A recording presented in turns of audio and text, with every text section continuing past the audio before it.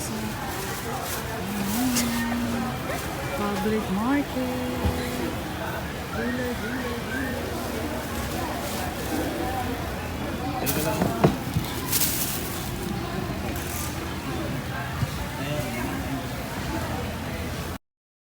Kuman namin pamalit ng mga gulay, sumabalhin namin sa Pag-asa, mga baligyanan o seafoods.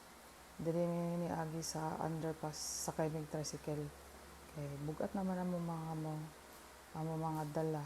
So kani amo mga dala nga bugat, amo ning ibilin sa Mercury. Kanay mga vendors dira nga pwede nimo mabilinan og mga pinalingkin nimo.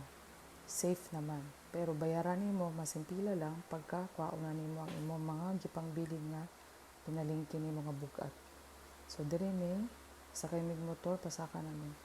So mao ni siyang area diri guys. So daghan kay tao no. Kay timing ni nga market day Sunday. So mao na ni ang palitanan og alimang guys. Kita ninyo daghan kaayo, palit na mo.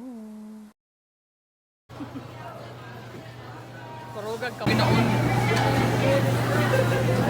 Kita na yun, no? Ayaw, alimango lang.